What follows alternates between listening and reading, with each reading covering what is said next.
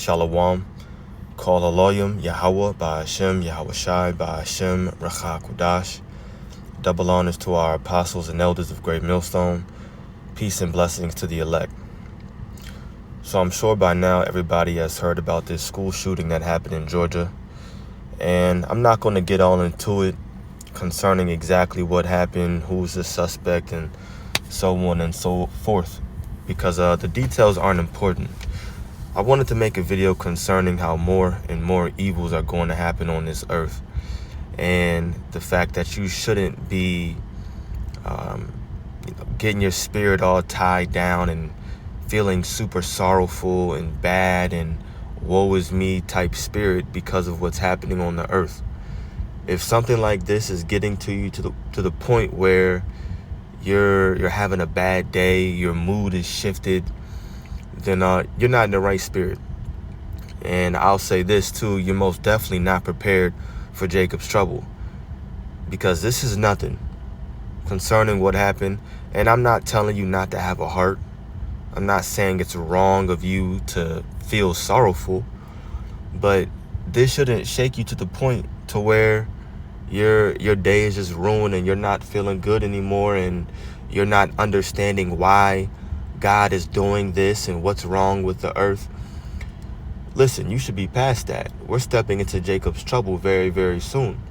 If you don't know that the Most High, who the world ignorantly calls God, is bringing these evils to the earth, well, the Day of Atonement is coming up and you know what to fast about. It says what we know about the Georgia high school shooting. That's the title. It says 4 people were killed and at least 9 others injured when a shooter opened fire at Appalachian High School, I guess, in Winder, Georgia, authorities said. The deceased were 2 students and 2 teachers, police said. A 14-year-old suspect, whom the Georgia Bureau of Investigation identified as a student at the school, is in custody. He will face murder charges and be tried as an adult, authorities said. Damn, 14, tried as an adult.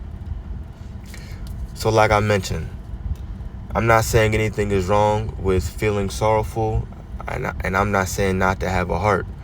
But I've talked to a few people already, and they're, oh man, this is crazy. Why is this happening? Look at the world we're in, blah, blah, blah, blah. But us that are in the know, that have wisdom, that understand why these things happen, it shouldn't shake you to the point where, you're confounded, you're conflicted in your spirit. Because you got to get your mind prepared to see worse evils than this that are going to come to the world. And that's not me saying that. Excuse me. That's biblical prophecy. This is 2 Ezra 5 verse 1. Nevertheless, as coming the tokens, meaning the prophecies, behold, the days shall come that they which dwell upon earth shall be taken in a great number. And the way of truth shall be hidden, and the land shall be barren of faith. But iniquity shall be increased. You see that? Sin upon sin. Wickedness, nastiness, evils. It says iniquity shall be increased above that which now thou seest, or that thou hast heard long ago. So iniquity is going to be increased. And remember, in the book of Matthew 24, what does it say?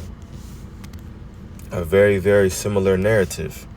Matthew 24, verse 12. And because iniquity shall abound, the love of many shall wax cold. If the love of many is waxing cold, that means evil intentions are increasing.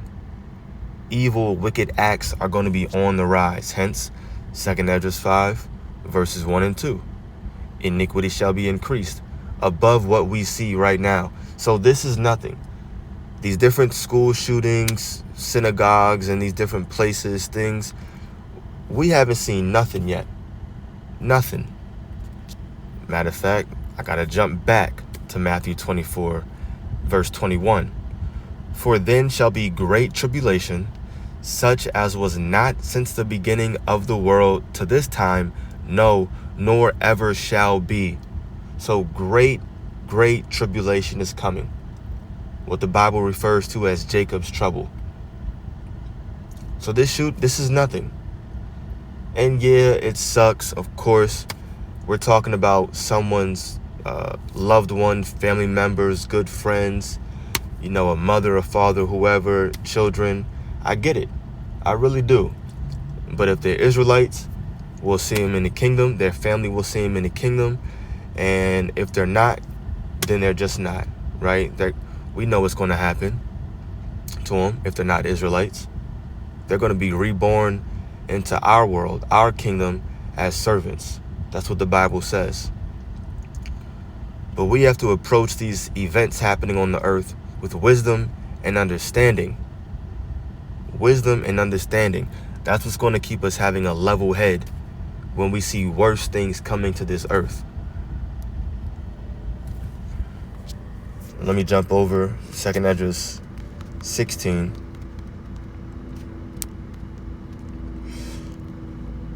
I'm going to read verses 17 and 18. Woe is me, who will deliver me in those days? The beginning of sorrows and great mournings. That's what we're in right now. This specific prophecy is playing out right now. The beginning of sorrows and great mournings. The beginning of famine and great death. The beginning of wars. Right, because people are sorrowing, but at the end of the day, they're still waking up, going to work, getting their favorite Starbucks coffee.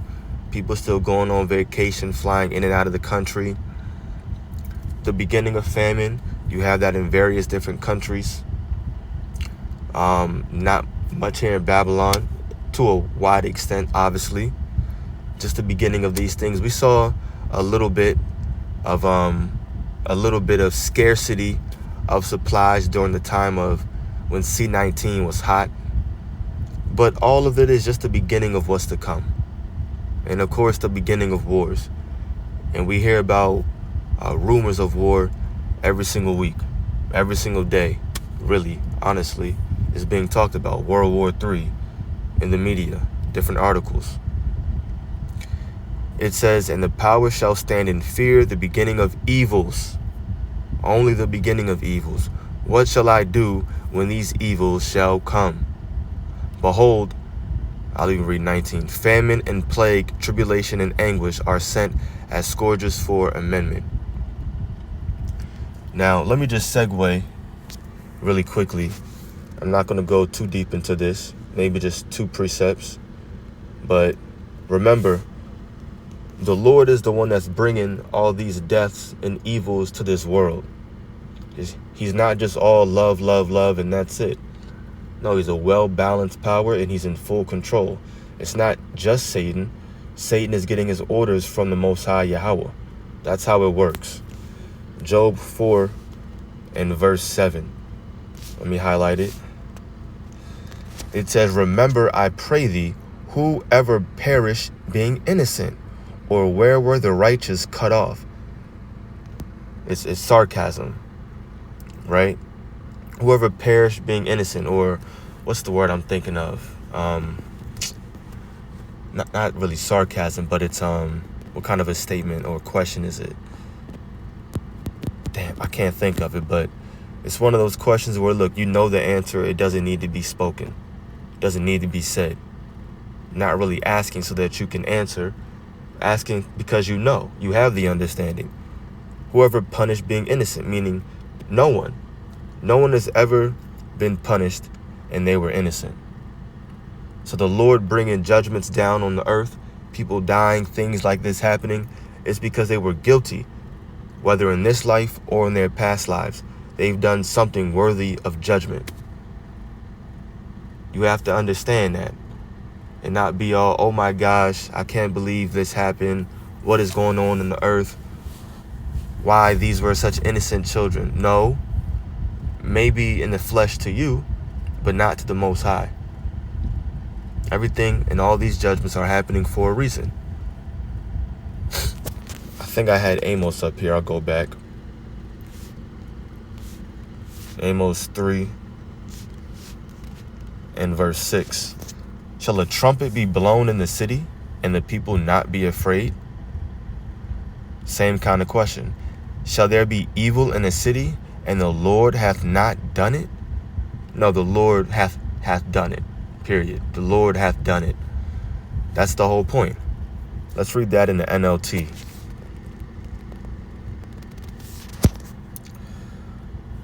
When the ram's horn blows a warning, shouldn't the people be alarmed? Yes, they should.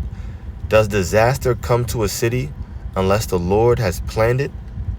The Lord has planned everything. These are straightforward verses. Nothing really to break down. Let me see. I'll get one more concerning this topic. I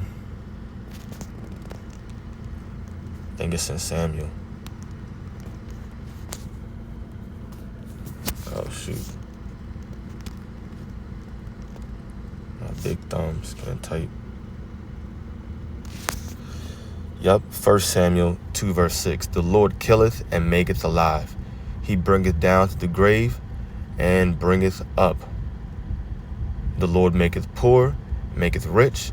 He bringeth low and lifteth up. The point is in verse 6. The Lord does all these things. So we have to approach these times that we're in right now with understanding, especially concerning greater evils that will happen to this earth. When you see, and listen, you will. You know, we got to say it like this, straightforward. You got to face reality. You will see family members and friends getting jacked up in these days to come. You're going to hear about them dying. You're going to hear about them receiving judgments. Things are going to happen to people that are close to you. It's just a fact. Not everybody in your family is going to make it. It's just not going to happen. It'd be cool. It'd be cool if a lot of your family that you know, and pray, of course.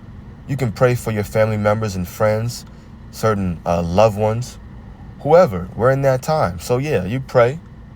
And Lord's will, he has mercy on whoever you're praying for. But if not, then he doesn't. You got to be prepared for all these things. And that preparation starts with getting into the word and having understanding. The Lord is telling us, he lets us know why these things are coming. For the pride, because of the pride of these people, because they're evils, because of their unbelief. That's why the Lord does all these things. So that's the point. Lord's will, this was edifying to the elect. Call Haloyim Yahweh Ba'ashem Yahushai Ba'ashem Rachakudash.